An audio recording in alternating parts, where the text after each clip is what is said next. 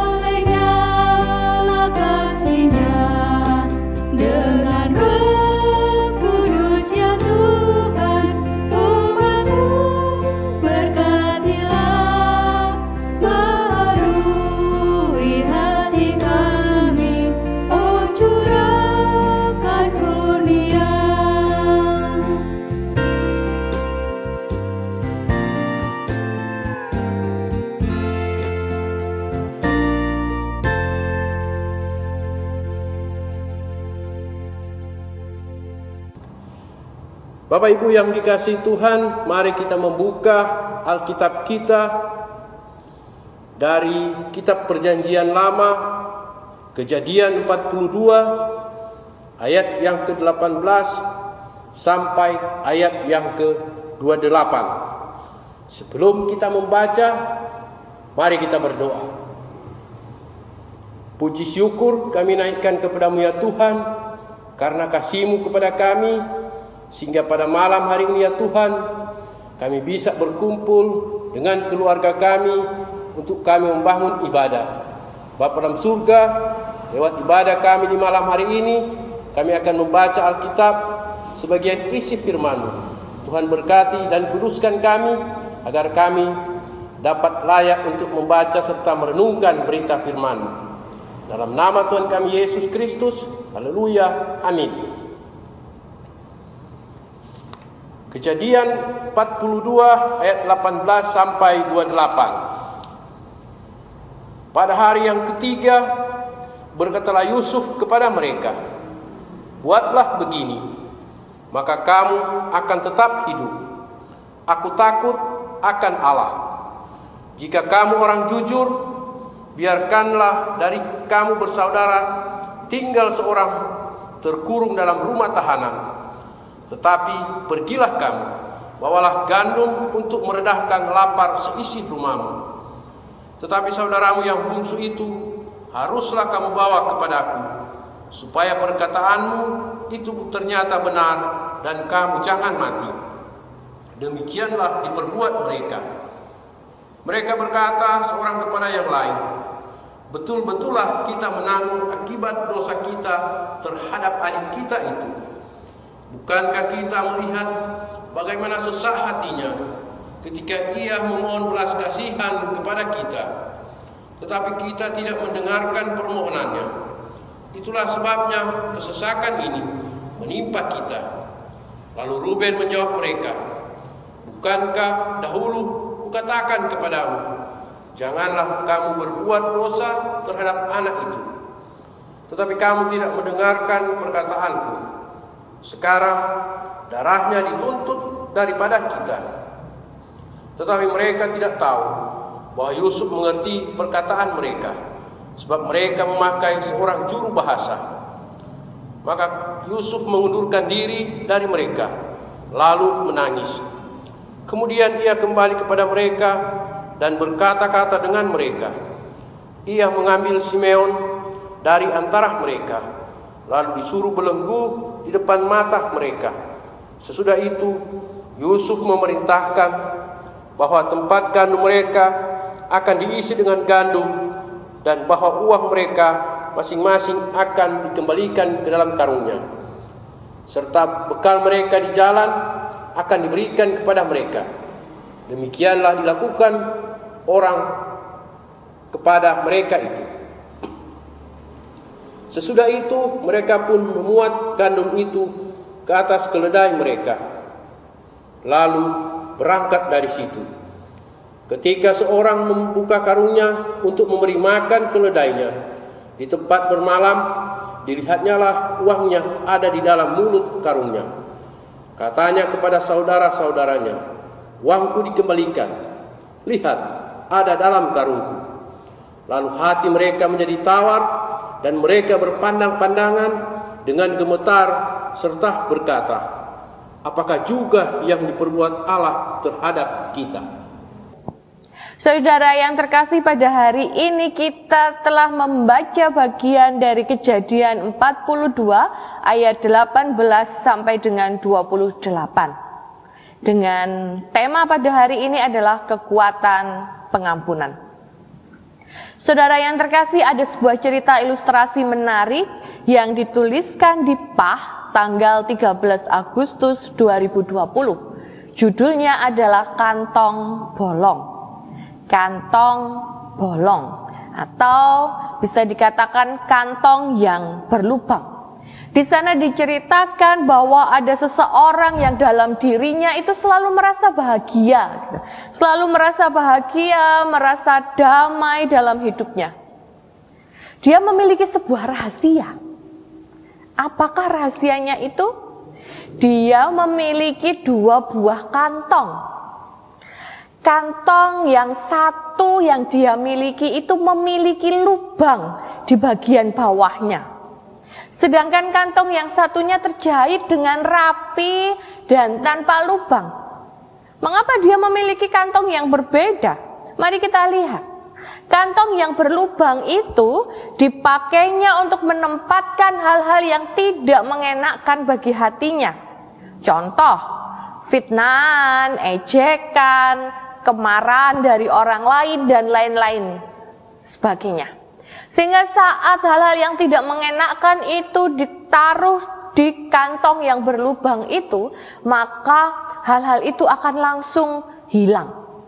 Sedangkan kantong yang tanpa lubang dipakainya untuk menyimpan hal-hal yang baik baginya. Jadi saat ada seseorang yang berbuat baik, saat ada seseorang yang membantunya, atau ada banyak hal lain yang membahagiakan dan mendamaikan hatinya dari orang lain, dia mencatatnya dan dia menyimpan di dalam kantong yang tidak memiliki lubang itu. Sehingga kita tahu ternyata yang diingat dalam hidupnya adalah hal-hal yang baik saja dari sesamanya. Hal yang menyukakan, hal yang membuat damai di dalam hatinya, itu yang disimpannya. Sedangkan hal yang tidak baik yang pernah dilakukan oleh sesamanya kepadanya, itu langsung dibuangnya. Sehingga saat terjadi apapun antara dia, orang ini dengan sesamanya, dia dengan mudah melupakannya. Dia dengan mudah melupakan dan dia dengan mudah mengampuni sesamanya. Karena selama ini yang dia lakukan, dia selalu menyimpan kebaikan dari sesamanya dan selalu segera membuang yang tidak baik yang pernah dilakukan oleh sesamanya. Menarik sekali Bapak, Ibu, dan Saudara yang dikasihi Tuhan. Hal ini juga yang dialami oleh Yusuf pada saat itu. Kita ingat cerita Yusuf, berbagai peristiwa harus dihadapi di masa lalunya. Peristiwa-peristiwa yang tidak mudah. dijual oleh saudara-saudaranya, difitnah oleh istri Potifar sehingga dia dipenjara. Tetapi peristiwa-peristiwa tidak mudah yang dihadapinya itu menjadikan dia tidak ngelokro, tetapi menjadikan dia untuk terus bersemangat dan sampai akhirnya dia menjadi salah satu orang penting di Mesir. Berkat hikmatnya juga Mesir tidak mengalami bahaya kelaparan seperti yang dialami oleh daerah-daerah lainnya. Karena mendengar ada persediaan makanan di Mesir, maka Yakub menyuruh ke-10 anak laki-lakinya untuk berangkat membeli gandum sebagai bahan makanan bagi keluarga mereka. Saat ke-10 anak-anak Yakub ini tiba di Mesir, mereka bertemu dengan Yusuf, dan Yusuf saat melihat saudara-saudaranya datang, ada berbagai perasaan yang berkecamuk di dalam dirinya. Begitu melihat saudara-saudaranya datang, terlintas perlakuan saudara-saudaranya terhadap dirinya. Tetapi juga ada rasa sukacita karena pada akhirnya dia bisa kembali bertemu dengan saudara-saudaranya. Ada rasa rindu yang dalam di dalam hatinya. Ada perasaan jengkel, ada perasaan rindu yang bercampur jadi satu di dalam hati Yusuf saat itu. Dan seperti yang kita lihat di dalam bacaan Kejadian 42, nanti bisa kita baca mulai ayat yang pertama. Di sana pada awal bertemu dengan saudara-saudaranya, seolah-olah Yusuf ini bertindak jahat kepada mereka. Dia menuduh saudara-saudaranya. Dia menuduh saudara-saudaranya sebagai seorang pengintai. Bahkan tak segan dia memasukkan saudara-saudaranya itu ke dalam penjara selama 3 hari. Tetapi apakah benar-benar Yusuf membenci saudara-saudaranya atas perlakuan yang telah dilakukan oleh saudara-saudaranya pada masa lalu? Apakah Yusuf benar-benar ingin membalas dendam sehingga dia menuduh saudara-saudaranya sebagai pengintai dan bahkan tega memasukkan saudara-saudaranya itu dalam penjara selama 3 hari? Saudara, mari kita perhatikan bersama ayat 24 dan 25 dari bacaan kita. Saya akan membacakan bagi kita semua. Ayat 24, maka Yusuf mengundurkan diri dari mereka, lalu menangis.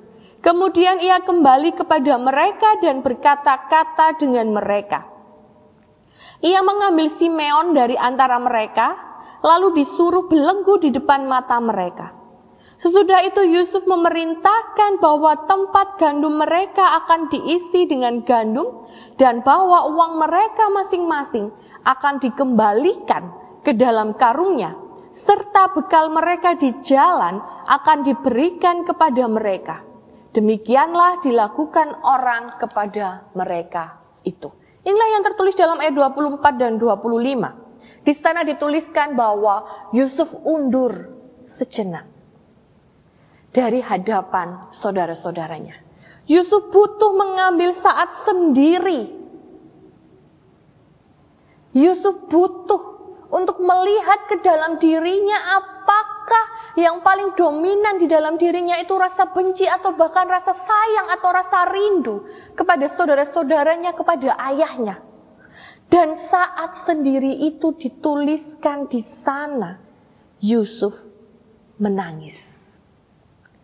Setelah itu, di sana dituliskan bahwa Yusuf memerintahkan agar tempat gandum saudara-saudaranya itu diisi penuh dengan gandum, uangnya dikembalikan, dan bahkan disediakan bekal untuk perjalanan saudara-saudaranya itu. Saudara yang terkasih, tampak ada satu perubahan drastis dalam kehidupan Yusuf setelah dia undur dari hadapan saudara-saudaranya. Setelah dia mengambil waktu sejenak untuk sendiri. Dia mengambil waktu sendiri. Atau yang kalau kita bahas di hari Minggu kemarin, kita katakan me time. Waktu kita untuk sejenak undur dari hiruk pikuk dunia. Untuk kita benar-benar membangun kehidupan rohani kita bersama Tuhan. Pada saat sendiri itu segala perasaan campur aduk di dalam dirinya begitu berkecamuk. Rasa marah karena perlakuan saudara-saudaranya kepadanya di masa lalu, rasa kasih kepada saudara-saudaranya, rasa sukacita karena bisa kembali bertemu saudara-saudaranya, rasa rindu kepada saudara-saudara serta ayahnya.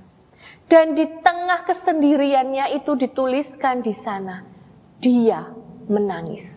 Dan sepertinya inilah titik balik dari kehidupan Yusuf. Tidak ada yang salah dengan tangisan Yusuf. Bahkan Alkitab menuliskan 2 kali Yusuf pernah menangis. Yang pertama pada saat ini, saat dia pertama bertemu dengan saudara-saudaranya, dan yang kedua saat dia makan semeja bersama dengan saudara-saudaranya dan bisa bertemu Benyamin, adik yang disayanginya. Saudara yang dikasihi Tuhan, tidak ada yang salah dengan tangisan Yusuf. Walau dia seorang laki-laki, walau dia adalah seorang penguasa Mesir, justru disitulah titik balik kehidupan Yusuf dimulai. Disitulah Yusuf mulai membuka hati dan dia tahu bahwa yang ada di dalam dirinya adalah perasaan cinta, kasih, dan kerinduan yang begitu dalam bagi saudara-saudara dan ayahnya. Sehingga dia kemudian memaafkan saudara-saudaranya. Dia tidak lagi dendam.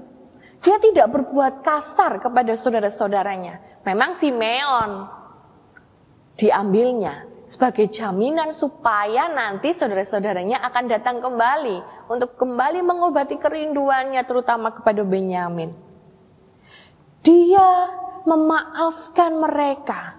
Dan dengan rasa kasih yang besar ditunjukkannya, dengan mengisi semua tempat gandum saudara-saudaranya, dengan mengembalikan uang tanpa pengetahuan saudara-saudaranya, dan bahkan menyediakan bekal untuk perjalanan saudara-saudaranya sampai tiba kembali di tempat Bapak Yakub. Saudara yang dikasihi Tuhan, kekuatan pengampunan benar-benar dirasakan oleh Yusuf saat itu. Dan itu yang menjadikan dia benar-benar mengasihi, mengampuni, dan berbuat baik bagi saudara-saudaranya. Tidak ada lagi rasa dendam, karena dia sudah dijual oleh saudara-saudaranya, sehingga dia harus di Mesir, dia harus mengalami perlakuan-perlakuan yang tidak baik oleh istri Potifar, dia harus masuk di penjara. Tidak ada lagi rasa sakit hati dan dendam atas itu semua. Yang ada adalah rasa sayang, yang ada adalah rasa rindu kepada ayah dan saudara-saudaranya. Sehingga ada rasa damai yang kembali dia rasakan. Rasa damai karena dia bisa kembali bertemu dengan saudara-saudaranya yang mungkin baginya mustahil saat itu. Apa mungkin dia bisa kembali bertemu? Dan akhirnya nanti dia bisa bertemu dengan Benyamin adiknya, bahkan bisa bertemu dengan ayahnya. Dan kita tahu bagaimana kehidupan keluarga Yakub ini, mereka nanti akan tinggal di Goshen, di Mesir bersama-sama. Memang pengampunan akan menjadikan manusia merasa damai dalam hatinya. Tidak ada lagi tersimpan dendam, tidak ada lagi tersimpan amarah. Sehingga Yesus pun mengajarkan dalam doa Bapa kami yang sering kita ucapkan saat kita ibadah, bahkan setiap saat. Ampunilah kami seperti kami mengampuni orang yang bersalah kepada kami. Ampunilah kami seperti kami mengampuni orang yang bersalah kepada kami. Ini bukan hanya sekedar formula, bukan hanya sekedar rapal yang kita hafalkan, hanya sekedar kita mengucapkan karena setiap akhir doa syafaat selalu ada doa Bapa kami. Tidak. Tetapi memiliki makna yang dalam sekali. Sebelum kita memohon ampun kepada Tuhan atas segala kesalahan-kesalahan kita, yang tentu kita tahu Tuhan akan mengampuni kita dan menyelamatkan kita, terlebih dahulu kita harus mengampuni sesama kita, siapapun itu. Setelah kita mau mengampuni sesama kita, bahkan mereka yang sangat menyakitkan hati kita, bahkan mereka yang membenci kita, baru kita meminta ampun kepada Tuhan. Sehingga Matius 5 mengatakan, kasihilah musuhmu, berdoalah untuk mereka yang menganiaya kamu. Selain itu dalam Matius 5 ayat 23 dan 24 juga dituliskan bahwa kita harus berdamai dengan sesama sebelum kita membawa persembahan kepada Tuhan. Jika kita ingat ada rasa marah, ada rasa dendam kepada sesama, kita harus berdamai dulu sebelum kita menghadap kepada Tuhan. Mengapa? Karena rasa amarah seringkali membutakan hati manusia. Kadang bisa timbul dendam, timbul prasangka, timbul keinginan buruk, timbul keinginan jelek. Bahkan seorang yang membunuh sesamanya tentu biasanya diawali dari rasa marah. Saudara yang dikasihi Tuhan, kita diingatkan benar-benar oleh Yesus. Sebelum kita bertemu dengan Tuhan, kita harus mengampuni sesama kita terlebih dahulu. Belajar dari Yusuf pada hari ini, betapa luar biasa pengampunan itu. Betapa luar biasa kekuatan dari pengampunan bagi Yusuf.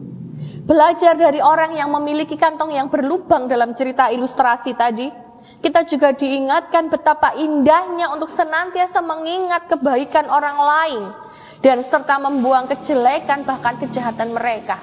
Karena itu akan menjadikan kita tidak akan marah dan mudah mengampuni sesama kita.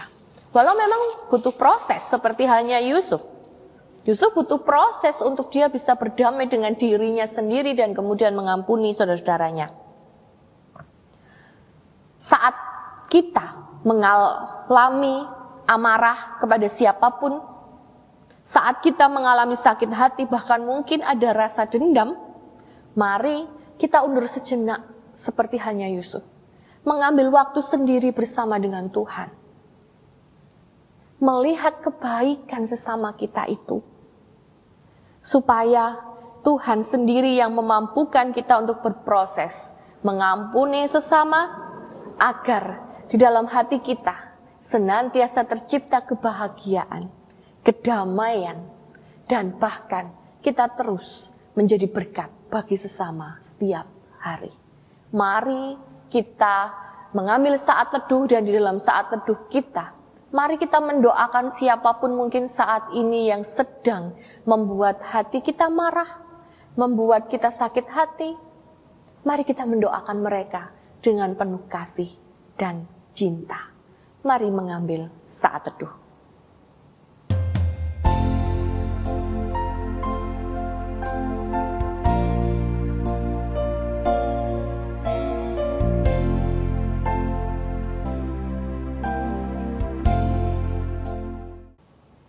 Saat teduh selesai dan kita bersama akan menanggapi dengan menyanyikan Kidung Jemaat 467 bait yang pertama dan kedua.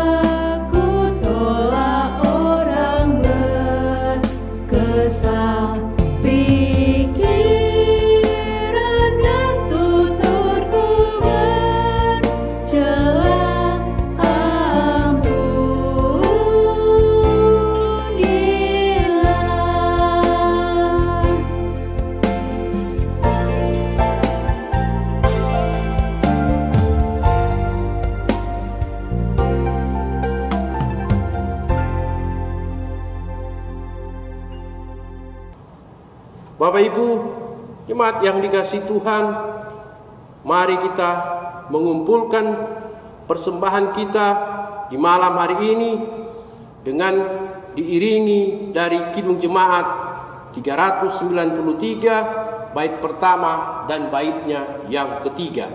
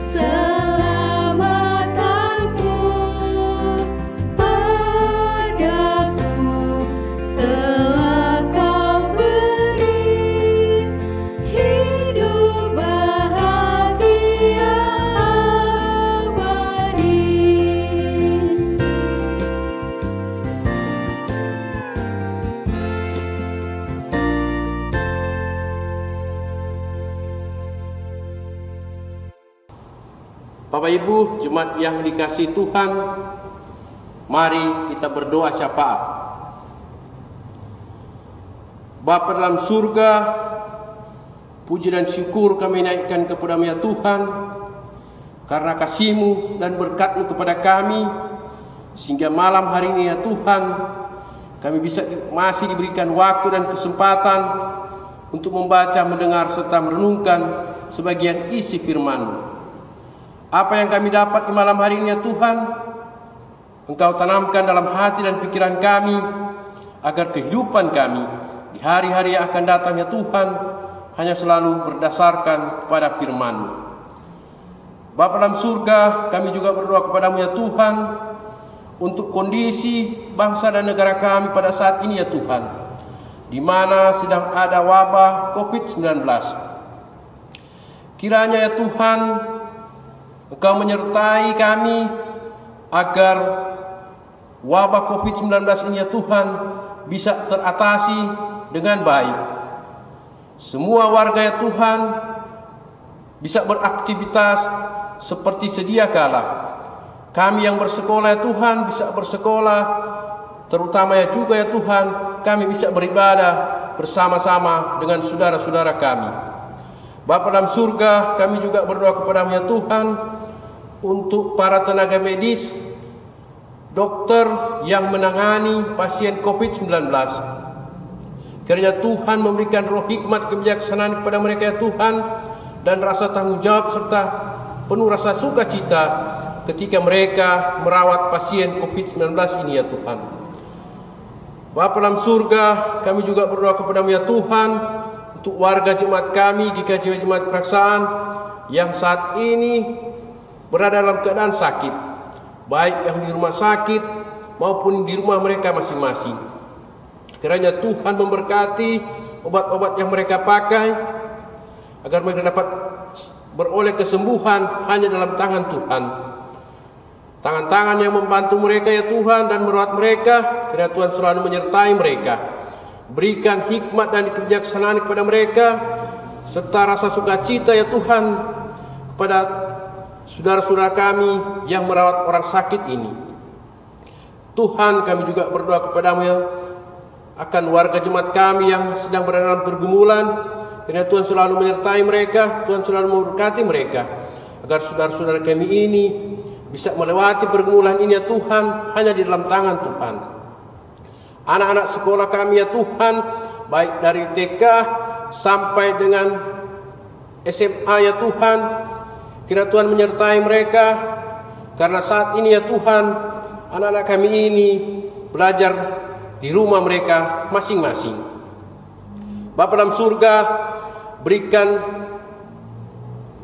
roh hikmat, kebijaksanaan, serta cinta kepada para pelayan gereja yang ada di GKJ Jemaat Keraksaan, agar para pelayan ini ya Tuhan bisa selalu melayani jemaatnya hanya di dalam tangan dan penyertaan dari Tuhan sendiri. Tuhan, tadi kami telah mengumpulkan persembahan.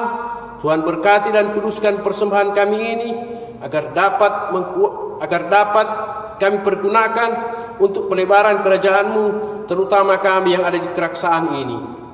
Bapa dalam surga, inilah doa dan permohonan kami yang akan kami sempurnakan dengan doa Bapa kami yang akan kami ucapkan bersama-sama. Bapa kami yang di sorga, dikuduskanlah nama-Mu, datanglah kerajaan-Mu, jadilah kehendak-Mu di bumi seperti di sorga. Berikanlah kami pada hari ini makanan kami yang secukupnya, dan ampunilah kami akan kesalahan kami, seperti kami juga mengampuni orang yang bersalah kepada kami. Dan janganlah membawa kami ke dalam pencobaan, tapi lepaskanlah kami daripada yang jahat, karena Engkau lah yang punya kerajaan dan kuasa dan kemuliaan sampai selama-lamanya. Amin.